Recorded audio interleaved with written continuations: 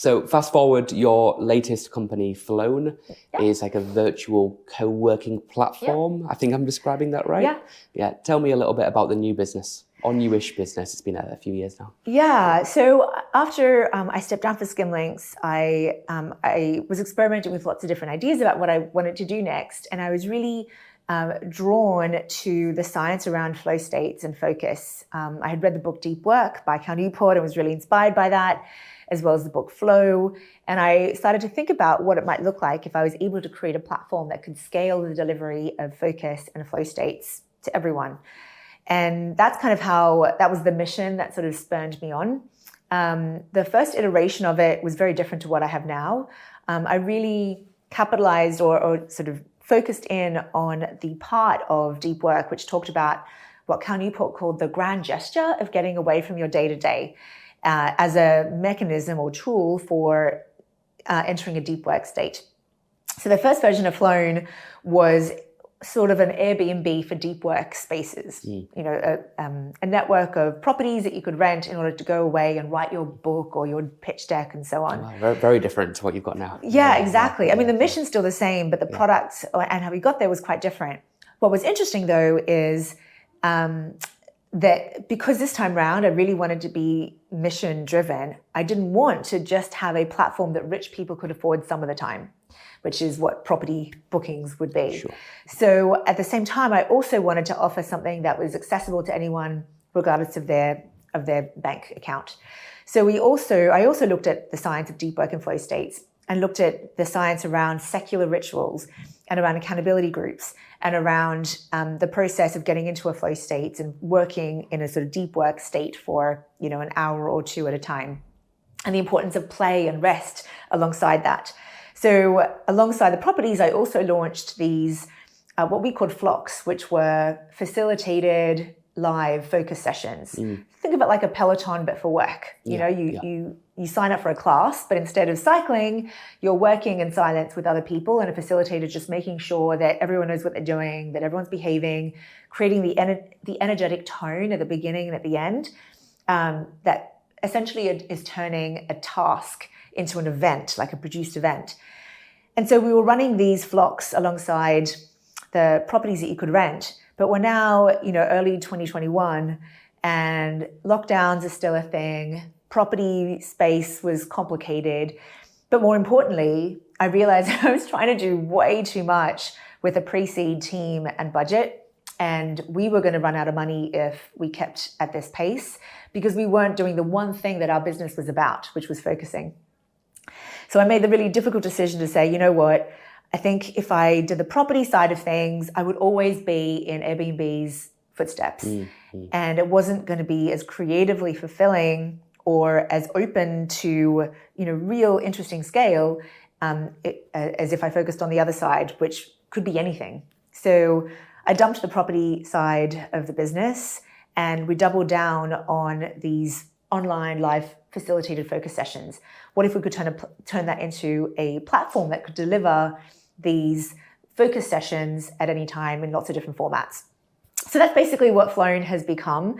Sometimes, yes, we call it a virtual co-working platform, because it is, you know, a subscription that you join, and instead of going into a physical office, you get the joy of working alongside other people without having to leave your home.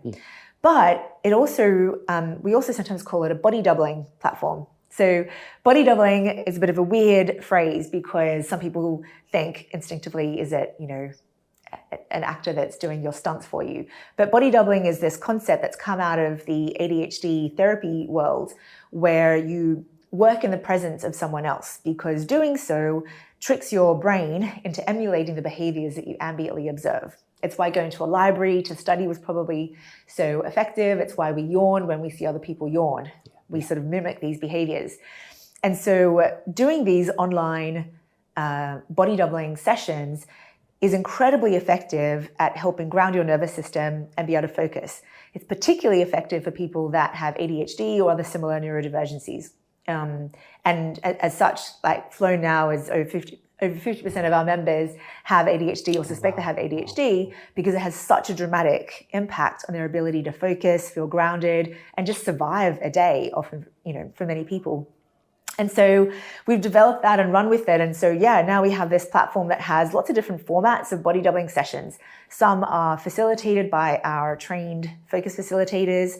We have like what we call the drop-in, which is an always-on focus room where you can drop in for 20 minutes here, 30 minutes there, and work again alongside people from around the world. You can read what they're working on. You can connect with them. We're sort of creating this synchronous professional network where instead of like in LinkedIn, where you're connected by the work you've done, we now are connecting people based on the work that they're doing in unison together. I love that. I wish I had that during the first year of my business. I wish I knew about it because I was working from home in my bedroom, and it's so hard. Lonely, it's so hard to stay focused when you there's no one to kind of, you don't even need to speak to them. Just the presence of having somebody there really allows you to laser focus a little bit more. And you know what else it does? One of the unexpected benefits I found of Flown, I got really into, alongside the study into focus and flow, I also got really fascinated by the study of ecstatic experiences and awe, like experiencing awe.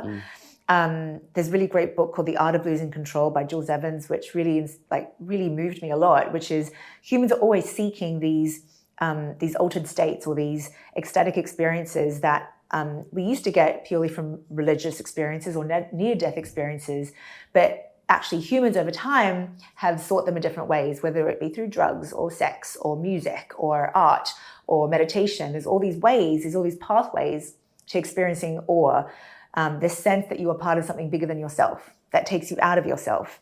And if you read the book Lost Connections by Johann Hari, he also talks a lot about the importance of that sense of awe and a sense of the divine, whatever that might be, as a way of getting you out of your mind, because you're aware that you're part of something bigger. And so it can really be massively impactful for people with anxiety and depression. So what's amazing about being on these focus sessions is you suddenly are not just by yourself in your living room working. You suddenly are connected to an artist in Perth working on a sculpture, a woman in a hijab doing a spreadsheet in Indonesia, a Malaysian music producer that's producing her next LP, a drummer from Mexico that's practicing a drum set. And literally you're there working on your pitch deck, but at the same time, you're seeing that there's this world of people out there that right now in this moment are with you doing their own little bit of human knowledge and human evolution, moving one step forward. And it takes you out of yourself and you realize, wow, I am part of something bigger. And it just makes you feel this joy, I find. So I think it's, people come for the focus, but they stay for this sense of community and the sense of being part of something bigger. Awesome. I love how open you were in the pivot from kind of property to the virtual platform. And then with your first business, you pivoted to the affiliate links. Yeah, I'm the queen of a pivot.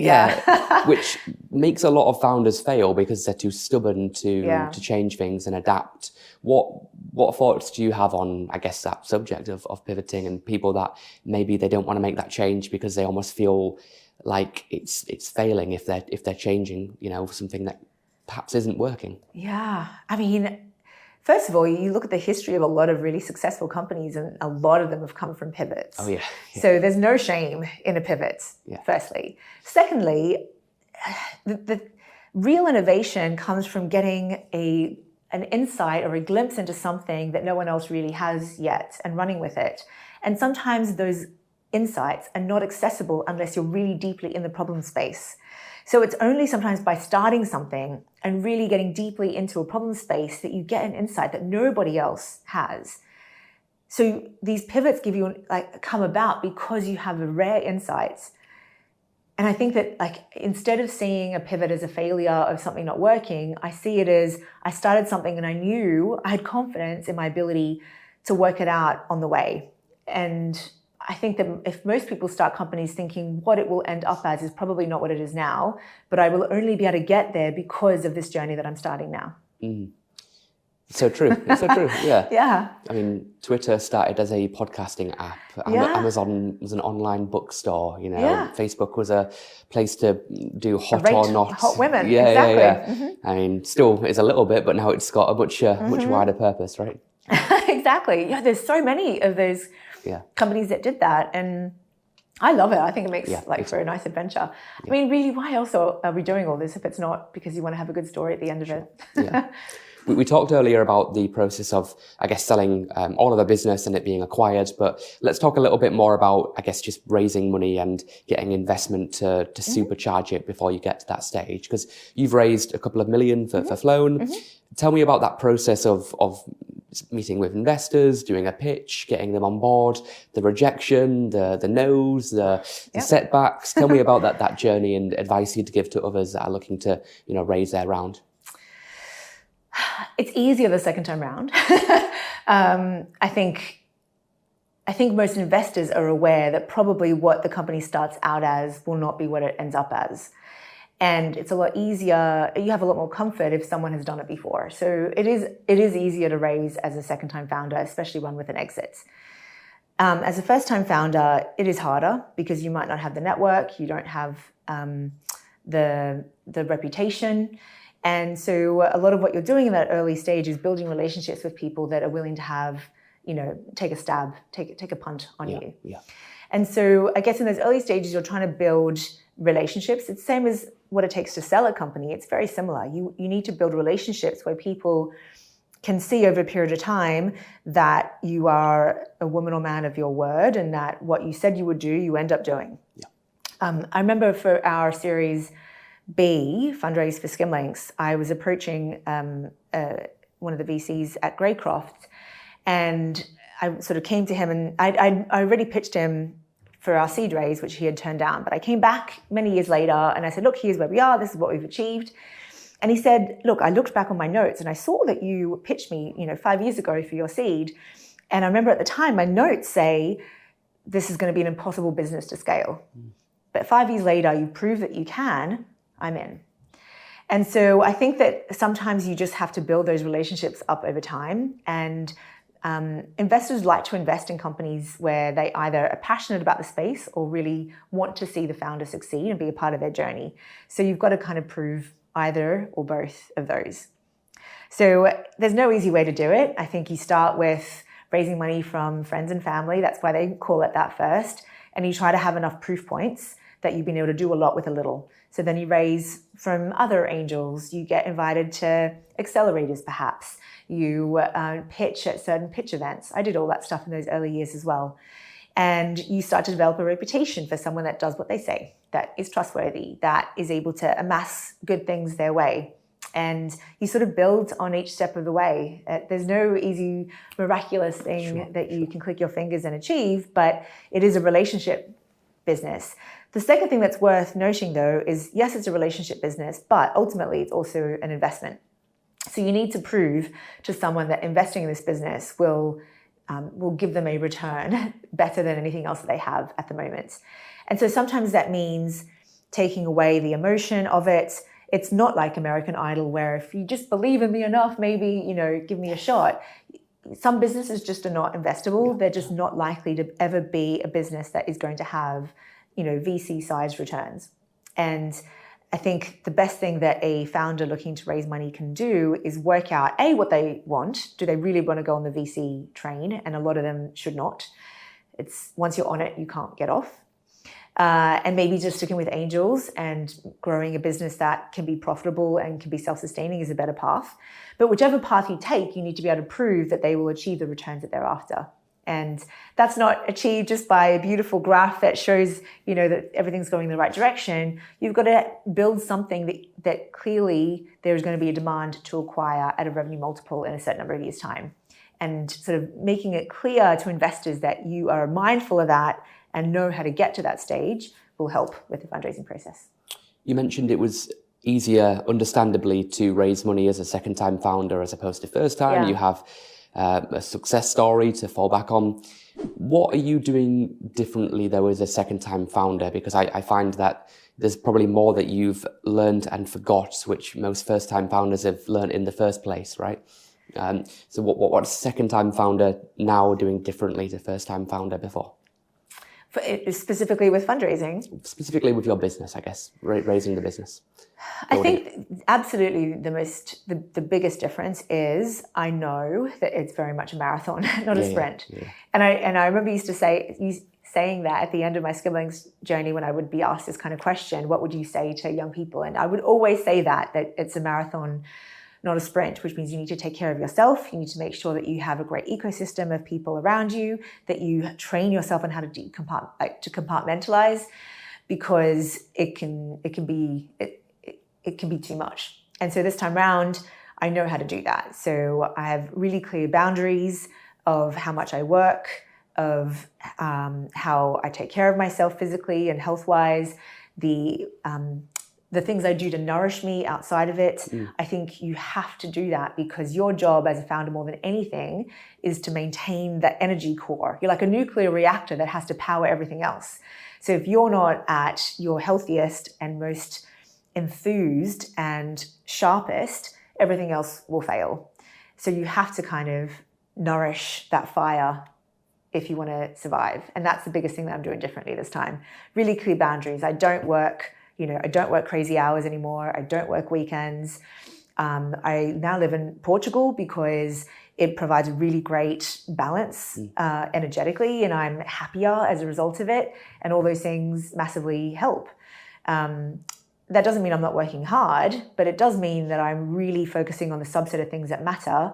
And I've learned to be, there will be hundreds of people that I'm disappointing because I've not responded to their emails or their LinkedIn requests or their requests for coffee. I don't even have the time to say no, let alone actually do them. Yeah. And I just have to accept that there will be people that I don't make happy, and that I'm okay with, because there's only so much I can do, and I'm doing the best I can. Do you find that hard? I find it hard to switch off. Like not switch off, but have unread emails, have WhatsApp messages I haven't replied to. I almost feel a sense of urgency to get back to them. How do you deal with that? I mean, you accept there's a low level disquiet that you always live with, and you learn to smother it. You do. It's impossible. Have you read 4,000 Weeks? No. Another really, really brilliant how many weeks you get in a life? Yep. I used to have a poster on my wall of the 4,000 weeks, and I put in my age, and it was printed based on how many of them had already gone on average. And it's kind of scary to see it, really, and see how little time you really have left. Exactly. But reading the book is great, because it also reminds you there will never be a moment that you're on top of things. It is a fanciful thought that if you just work a bit harder, if you buy one more productivity journal, if you do one other thing, you'll somehow magically be on top of everything. You will never get there. So you just got to accept that. There will always be unanswered messages. There will always be things you don't do. And so the subset of things that you choose to do matters. So you make those decisions consciously, and you just accept that nobody on the history of the planet is really on top of things, particularly if they're trying to do anything, ambitious and worthwhile. Yeah. So you learn to accept it. Okay, I will try. Also, be aware that no one has nailed it, and there are just some people that are better than others at smothering the disquiet. I love that quote, smothering the disquiet. Cool.